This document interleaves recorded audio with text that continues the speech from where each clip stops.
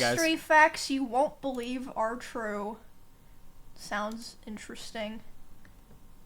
Quick question. Have you ever had a situation where someone tells you a fact and you're like, psh, no way that happened? But they're all, no, it actually did. And you're all, no, really, stop lying to me. And the situation escalates really quickly to the point that you begin to question that relationship with the person who told you, and now you're minus one person in your life thanks to your own stubbornness? No? Well, not that get ready far, anyway, no. because here's some history facts that sound fake but actually aren't. Disguised German warship ran into the real ship. Times were tough during the First World War, and all hands were on deck for military equipment. Ghost Life, for thank you for the example, prime. take a look at this German passenger cruise liner. Seems innocent enough. Maybe take the family for a nice vacay, sure. but wait.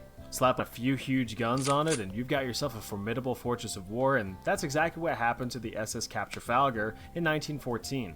She was stationed off of the coast of Brazil, doing German war things, I guess. What? And the crew developed a dastardly Why plan. there? See, Germans, of course, were not the only ones to think of converting cruise liners into warships. Great Britain had their own HMS Carmania, strapped to the keel with enough guns to make an American's pants feel tighter than usual. Well, the German crew decided to set up a trap for the British Navy by disguising their ship as the Carmania, giving it a fresh coat of paint and flying under the British flag. What the Germans didn't know about the Carmania was that it was stationed near Bermuda, north of where they were.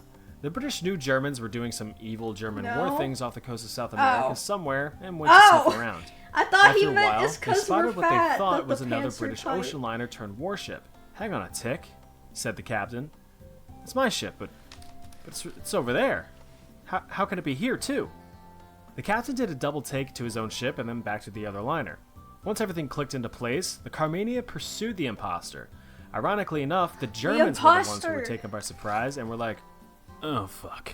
And so they started to scurry, but then decided to do a 180 and engage the Carmania herself. After 2 hours of back and forth gunfire, the Cap Trafalgar was sunk by the very ship it disguised itself as. A man survived both Japanese atomic bomb As I'm Holy sure you know, shit. World War II ended with the bombings The of Japanese luckiest cities unlucky Nagasaki man and ever Hiroshima born. using one of history's most devastating weapons, the atomic bomb. Even though Japan was one of the Axis powers and thus an aggressor during the war, the events were still truly tragic, as the vast majority of over 100,000 lives lost were innocent civilians, men, women, and children. Single bombs were able to level entire cities in seconds using unprecedented power. So, you'd be pretty unlucky if you were smack dab in the middle of both of those bombings. And that's exactly what happened to Tsutomu Yamaguchi. At age 29, he had spent the last 3 months in Hiroshima on a business trip and was about to head home. On the morning of August 6, 1945, he was walking out of his company's shipyard when he heard the American bomber overhead and noticed that it had dropped a small object attached to a parachute. Mr. Yamaguchi witnessed the blinding flash and was able to dive out into a nearby ditch. 18-minute countdown? Shockwave Okay, ripped nice. him from the ground and tossed him several feet in countdown's the air over then. backward. Suffering severe burns and ruptured eardrums, he spent the night in an air raid shelter and was able to catch a train to his hometown the next day. His hometown of Nagasaki. No! After being treated in the hospital and going home, the absolute mad lad went to work the next day. His boss demanded an explanation for what happened in Hiroshima. When Mr. Yamaguchi discussed the bomb, his manager called him crazy since a single bomb couldn't wipe out an entire city. Well, what did it look like? Asked the manager. Mr. Yamaguchi looked out of his office to see another blinding flash of light. What? Well, something like that. Is that guy's life The second real? atomic bomb devastated the city of Nagasaki, but fortunately left Mr. Yamaguchi relatively unscathed, and in the coming years he would become a spokesperson against nuclear weapons. He was officially recognized by the Japanese government as the only Niju Hibakusha, or twice-bombed person, though it is believed that as many as 165 people survived both bombings. Yo, holy crap, Russell, another 50 gift subs! Alexander was pretty great. You don't get that title for nothing. Oh my At age God. 20, he was made king of his home country of Russell Macedonia Oiler. after his father kicked the bucket from an infectious disease called being stabbed with a knife. Once he assumed the throne, Alexander was all, well, time to conquer everything, I guess. And so he did. Beginning with his daddy's dream of kicking the ever-loving shit out of Persia, he then moved on to the Middle East and then Asia, where, yeah, he conquered that too, declaring himself King of Asia. This started to go to his head a little bit because he started to develop a god complex. He named many newly found cities after himself and even stamped his own face on the money. He thought of himself as a divine being because of all of his triumphs. Which, like, rightly so. I mean, whenever I get a sub 30 and a 16-star Super Mario 64 Wait, a speedrun, sub I'm 30? like, yeah, I'm the best. Across 11 years of you conquering alright. the lands, Alexander alright. That's never not- lost that's a not- that's single not bad. major You battle. alright. But no matter how strong, notorious, or determined Even you you're are, better than that? What the fuck is that supposed to Yeah. mean? in 323 BC, at age 32, Alexander started to feel a tad ill. After suffering 12 days He of got sick. excruciating pain, he passed away. It means you're Or kinda trash. so everyone thought. The weird thing was that I once he think I'm was declared fine. dead, his body showed no signs of decomposition for over 6 whole days, which played into theories of his divinity. But since divine beings motherfucker don't ain't exist, ooh, hot take, modern day scientists now believe that Alexander the Great may have suffered from Guillain-Barré syndrome, a rare disorder in which your immune system attacks your nerves. As a result, it is likely that Alex was fully paralyzed, but His still face very is much censoring alive, which the explains titty. why his body did not decompose. So Move! when he's being buried for being like totally dead, he might have been completely conscious and aware during the entire burial.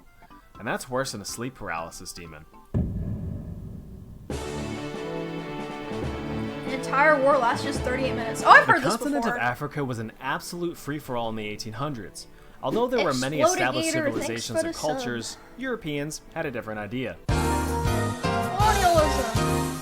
Yippee! Britain, Germany, France, Italy, and Spain were ever so gently colonizing every speck of land they came across on the African continent. The British Empire had a grand plan of colonizing the entire eastern seaboard, which included one particular island nation, Zanzibar. Sounds good, right? Well, not to the German Empire, no sir. So, after Zanzibar's pro-Britain Sultan decided to suddenly die under mysterious and poisonous circumstances, it was time for someone else to take the throne. The British Empire had previously declared that only a sultan with the British seal of approval could assume the throne. Well, some new guy decided to seize the throne for himself. He was the previous sultan's cousin and was in no way responsible for the previous sultan's poisoning. Nope. Totally did not No way poison his involved. cousin. So, being the new sultan, he told the British to go touch sand. As you can imagine, the British Empire did not take this too well, so they offered the new sultan an ultimatum. Surrender the throne, or get completely wiped off the map. Ha! You and what army? That's fair, said the right? sultan. But it wasn't an army, it was a navy. The British Navy, with 4 heavily armed navy gunships all coincidentally pointed directly at the sultan's tough and durable wooden palace. The British instructed the sultan Ew! to relinquish the throne by 9 a.m. that morning. I hate seeing the canned beans touching other food. Sultan believed this to I be an hate empty threat and beans. refused to back down. Beans for breakfast. Get a grip. No! No beans! No beans on toast. I told you guys, Britain was never going to. At 9:02, the Navy warships opened fire on the palace, reducing it to rubble almost instantly. At 9:40 a.m., the British guns Jesus. fell silent. The Sultan was able to flee the palace in all the chaos and went into hiding, seeking refuge in a nearby German consulate. The palace completely surrendered, ending the war in just 38 minutes. By the end, Or someone 500 type palace canned defenders beans perished on with chicken only Alfredo. one British sailor being injured. The British assigned a Russell, new thanks for sultan gifting that afternoon, and all A was well. tier Well, as tier well as it 3 could be. sub. Wow. Now, before I introduce our last fact, I'm gonna ask Rare- you to rare promise tier me to 3 be a sub little bit gift. more mature, okay? All right. Thank you very much. Come on, guys. I said be mature. You'd figure finding everything on our own planet would occur first before the exploration of our heavens, but that's not the case. Which I suppose makes sense since Uranus is bigger than Antarctica. Truth is, the celestial bodies above have been known for millennia. Obviously, the sun and the moon are hard to miss, but our ancestors were aware of our neighboring planets of Mercury, Venus, Mars, Jupiter, and even Saturn as far back as the 2nd millennium BC. It would be a few thousand years before the 7th planet, Uranus, was formally discovered in 1781. So, while dumb nerds were exploring the skies, huge dorks were still exploring our own planet, filling in the blank edges of the map. Take a look at this map. This was drawn in 1570, depicting the theorized land of Antarctica, back then referred to as Terra Honestly, not Australis, bad. literally meaning southern land in Latin. It's like Notice I mean, how South Australia America looks hasn't fucked even up, been but formally not discovered yet, bad. and how South America be lacking. Over the coming centuries, these landmasses would be more accurately surveyed and marked. Along the southern tip of Chile, things got Chile. Better than Sailors you did. in the area noted Stop! extra I strong forgot winds that's and an dense emote. ice fields, which deterred further exploration. Since the I didn't borders even of South draw America were Antarctica. now fully discovered, there wasn't much reason to continue into treacherous waters anyway. Well, not Whatever. until 1820, where an expedition from the Russian Empire traveled beyond the wintry waves.